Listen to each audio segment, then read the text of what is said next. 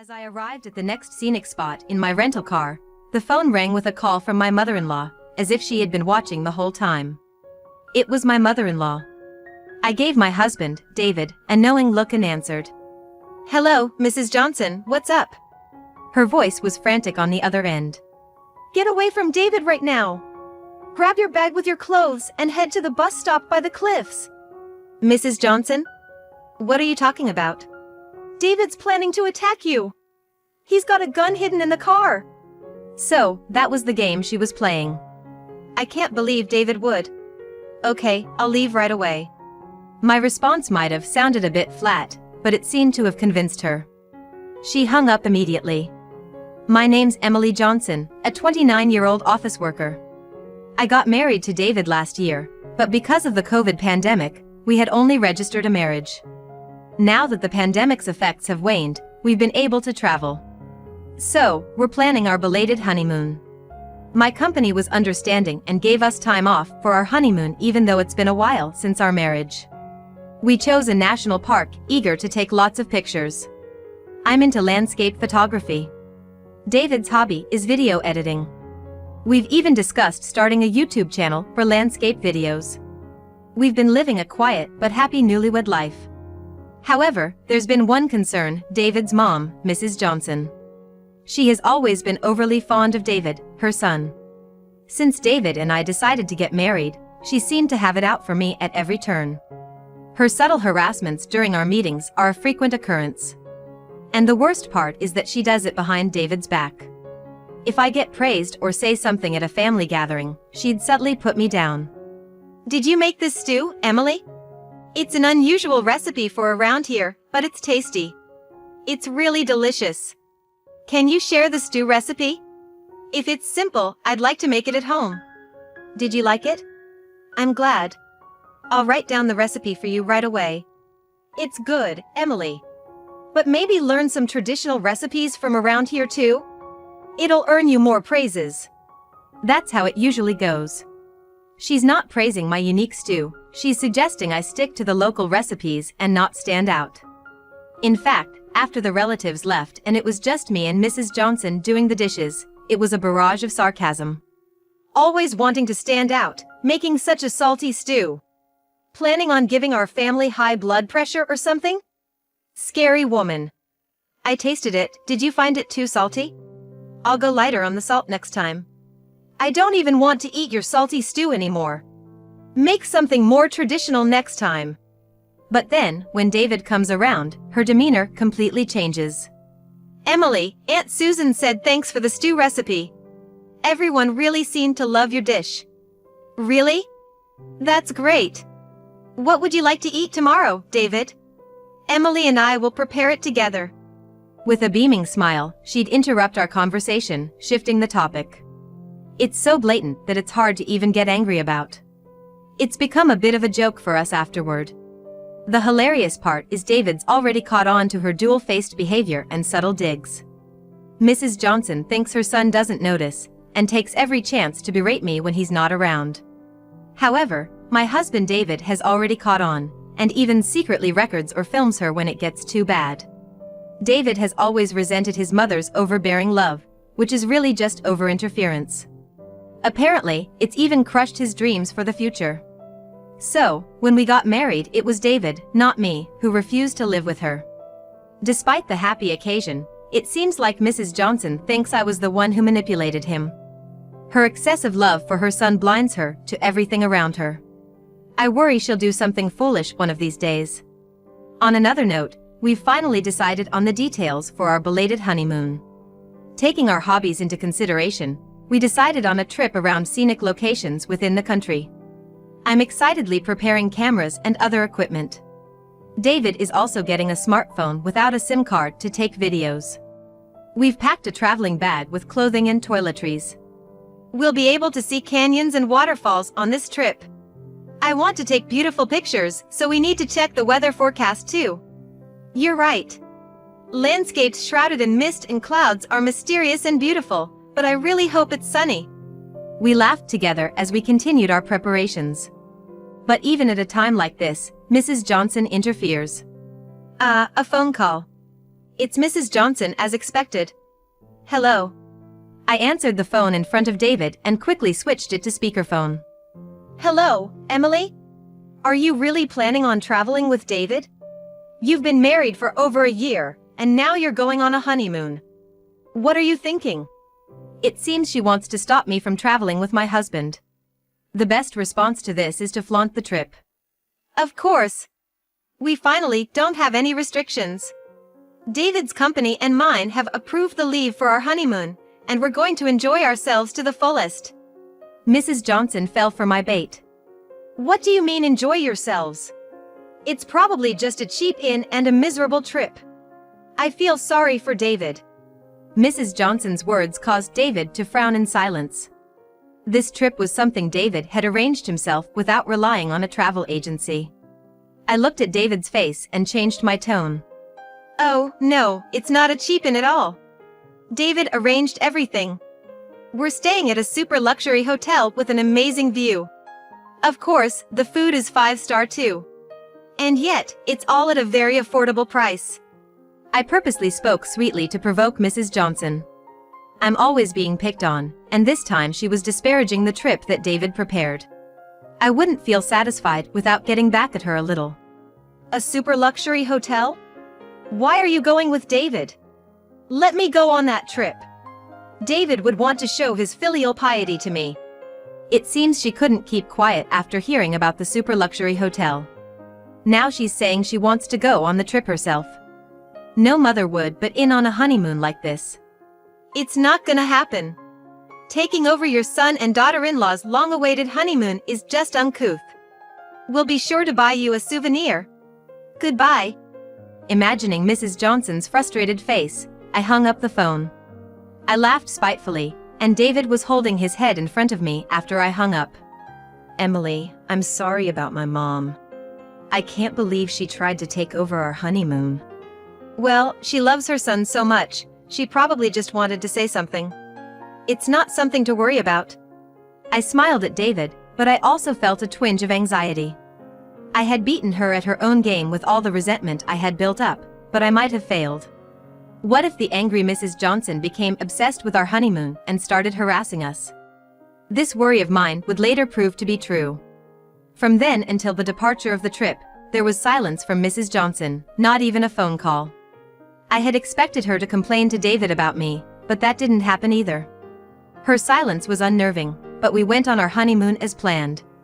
David's choice of scenic locations went off without a hitch, and I was completely satisfied. The super luxury hotel I had boasted about to Mrs. Johnson was top-notch in every way: the view, the amenities, the food, everything.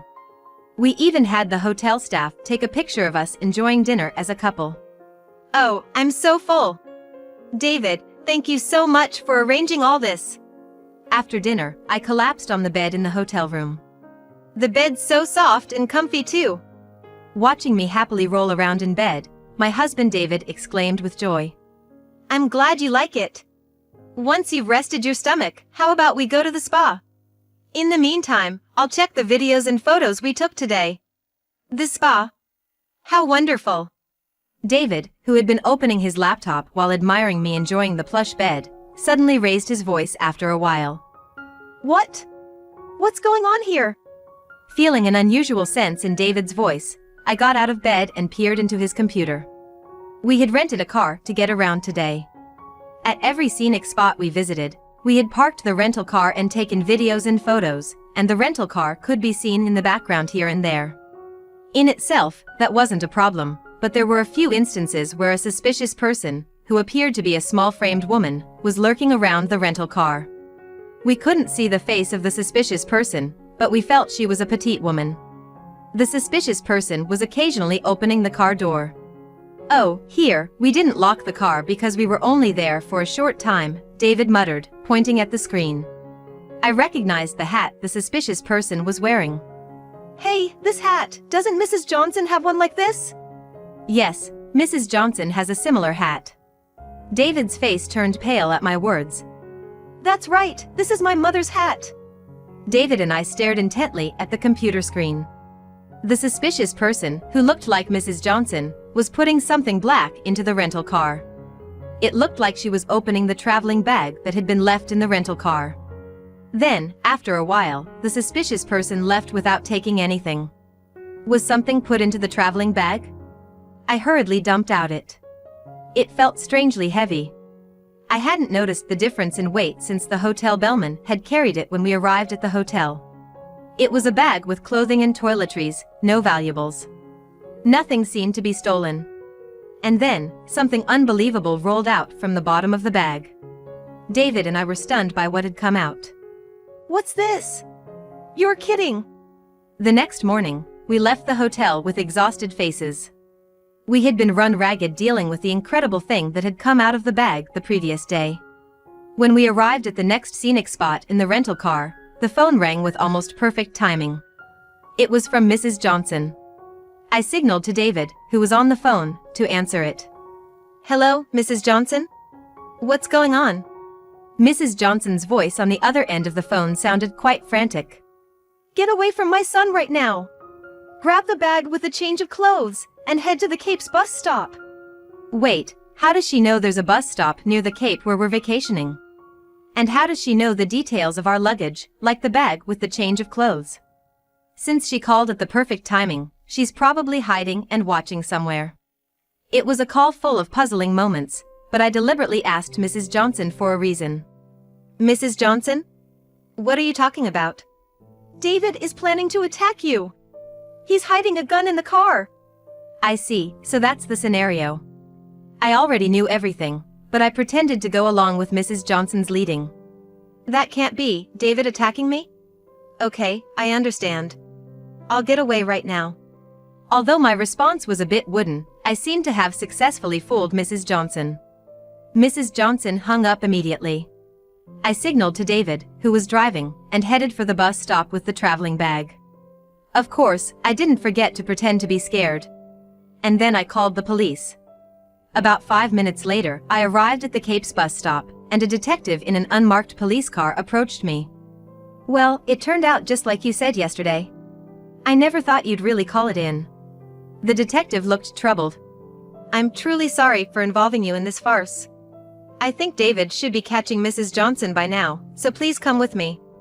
I headed back to the rental car, and the detective followed me in his unmarked car. From the parking lot where we parked the rental car, I could hear Mrs. Johnson's voice. Hey, David? How did you know where I was? It seemed that Mrs. Johnson had never dreamed that her wicked scheme would be exposed in advance. She was caught by my husband, hiding in the shadows of a gazebo in the parking lot. Not today. I will not forgive you today. Mrs. Johnson was frightened by her husband's demon-like expression, but she was even more astonished when she saw me returning with the detective. In my hand was a traveling bag, just as Mrs. Johnson had planned. Upon seeing it, Mrs. Johnson started to scream. Officer, arrest that woman right away. She's hiding a gun in that bag. She's trying to kill my son with it. Mrs. Johnson shouted that and smirked at me. A triumphant look on her face. I silently stood before Mrs. Johnson and dumped the contents of the bag. Out of respect for the men's eyes, the underwear was placed in a small bag so that it could not be seen. However, the object Mrs. Johnson was after was nowhere to be found. What? Why isn't the gun there? I put it there yesterday, it should be there. Is this the gun you are looking for? The detective showed Mrs. Johnson a photo. It was a picture of a hunting rifle placed in a plastic bag. Upon seeing the photograph the detective presented, Mrs. Johnson's face turned pale. That hunting rifle, it belonged to my late father-in-law, didn't it? Honestly, how did you manage to open the gun safe? I thought my heart would stop when I found it yesterday. I called the police right away and handed it over. At mine and my husband's voices, Mrs. Johnson ground her teeth and looked down. Oh, since it was in Emily's bag, it's Emily's fault. I have nothing to do with it. Mrs. Johnson started yelling in desperation. My husband and I sighed deeply. But then, the detective approached Mrs. Johnson with a big smile on his face. Yeah, because it was in Emily's bag, we had to ask her about it. We spent hours questioning her yesterday, even though it was supposed to be a vacation. So, how did you know the hunting rifle was in Emily's bag? Although the detective's face was smiling, his voice was low. It's no wonder he's angry. After all, the hunting rifle was taken out illegally, even though it was unloaded. But I saw Emily put it in her bag. Mrs. Johnson, unable to look the detective in the face, desperately made excuses. Oh, so you saw Emily's travel preparations. But you and Emily's family are separated, aren't you? I chimed in with an obvious response. Of course we're separated, and we haven't let her into our house for a year. At that remark, Mrs. Johnson yelled back. Don't speak out of turn. The detective pressed Mrs. Johnson further. Oh my, were you spying on Emily's house? If so, that's a misdemeanor, and I'm gonna have to ask you to come to the station with us. Upon hearing the detective's line, straight out of a police drama, Mrs. Johnson panicked. I wasn't spying. I put that gun in there. So you can't take me involuntarily. Ah, she spilled the beans all by herself. Well, I had already said it earlier when I turned the bag inside out. The detective, who had been smiling until now, became serious. Yes, a confession. You'll be coming with us voluntarily for violating the gun law. At the detective's words, Mrs. Johnson opened her mouth in shock. What? Why? I said I wasn't spying, didn't I? Mrs. Johnson's objection was met with her son's fury. It's only natural, Mom. You don't have a hunting license, and you took Dad's gun without permission. If the father-in-law, who had a hunting license, carried it legally for the prescribed purpose, there would be no problem. But you don't have a hunting license, so taking it out of the gun safe is out of bounds. It seemed that Mrs. Johnson knew nothing about gun laws or handling. Even though the live ammunition was stored separately and not loaded into the gun itself, it's a wonder she managed to bring it this far without an accident. Yet Mrs. Johnson still resisted. But when it was found at the hotel, it must have been in that woman's bag. That woman stole it from my house. It's not my fault. At the unsightly attitude of Mrs. Johnson, her son raised his voice. Yesterday, I caught the moment on video when Mom put a gun in our rental car. Naturally, I showed it to the police. David's words made Mrs. Johnson's knees buckle. What? How did you find out? Frustration and tears welling up in her eyes, I explained in his stead. David was filming yesterday, and he caught the parking lot in the shot.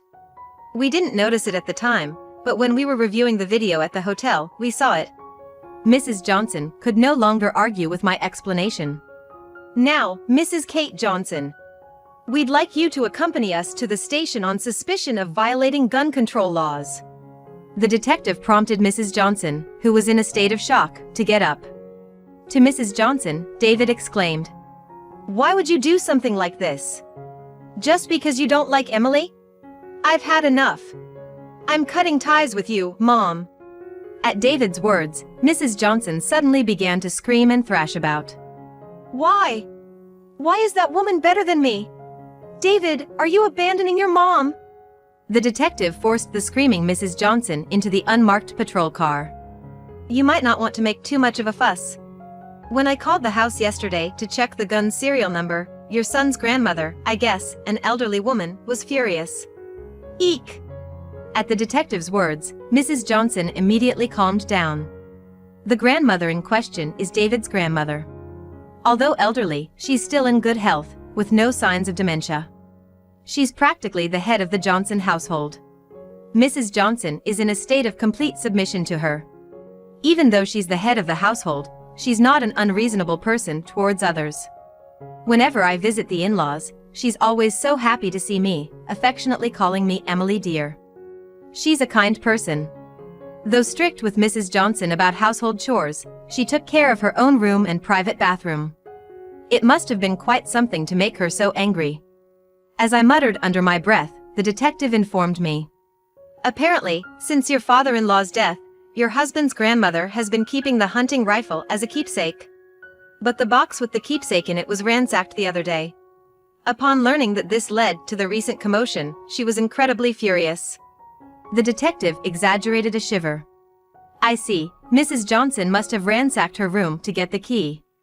It's not hard to imagine her anger at having her son's keepsake disturbed. Afterwards, David spoke to the detective.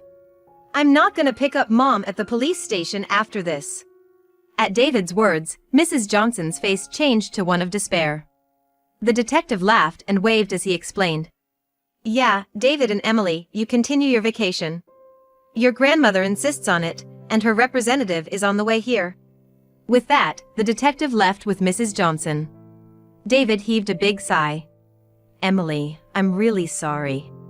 Our vacation turned into this. It's okay, it ended without incident. Let's just enjoy the trip, shall we? I said, and David looked relieved. Then he quietly told me. I'm relieved that it's not Grandma coming, but her representative. When Grandma gets really mad, she's terrifying. If she had come this time, she might have torn down the police station with her loud yelling. After that, we were able to enjoy our vacation, taking lots of lovely photos and videos and making good memories. Mrs. Johnson was not arrested but was sent to court for violating gun control laws. Fined or imprisoned or both, she's now anxiously awaiting the trial's outcome. After we returned from our trip, my husband's grandmother apologized for Mrs. Johnson's behavior. She blamed herself for leaving her son's keepsake hunting rifle locked in the house, leading to all this trouble, and apologized in tears. We decided to have the local police dispose of the hunting rifle. When handing over the rifle at the station, I asked to take a picture of it for her, so she could at least keep a photograph as a memento. My husband's grandmother, who had cried and apologized to me and David, was ruthless with Mrs. Johnson. According to a relative who went to pick her up, she lectured Mrs. Johnson in a voice that echoed throughout the neighborhood for over 30 minutes. Oh, so your grandma really does get that angry. That's why Mom always obeyed Grandma completely. Now the whole neighborhood knows about Mom's wrongdoing. Yes, thanks to his grandma's lecture, the incident became widely known, and Mrs. Johnson could no longer walk the streets. After learning that David had severed ties with her, his grandmother obtained permission from the police station and prosecutor's office and sent Mrs. Johnson to a farm run by a relative. Located in a basin-like area in the remote mountains in Nebraska. Even if she wanted to return here, it would take about 3 hours by car. Working herself to exhaustion on the farm, escaping would surely be impossible. After a while, it was discovered that I was pregnant. My husband, his grandmother, and the relatives were all thrilled. His grandmother was already caught up in great-grandchild fever and began to strengthen her legs. She seems to be planning to compete with my husband to take the baby for walks in the stroller. To make sure she doesn't drop the great-grandchild when holding it, she's also started working on her upper body strength. It's good to see her, who was quite downcast because of Mrs. Johnson's fuss, getting her spirits back. Today, my husband and I are getting all the baby gear together. If it's with your grandma, I'd like to live together. She's really happy about it, and it seems like she'll live a long time after the baby is born. Taking care of the baby with grandma, we're gonna manage somehow, huh? Well, if she's gonna live longer, I'll be happy too, and I'll talk to grandma about it. I picked up the camera. When the baby is born, I'm gonna take lots of pictures. Of the baby, my husband, his grandma, and family photos as well. With such thoughts, I was rubbing my belly.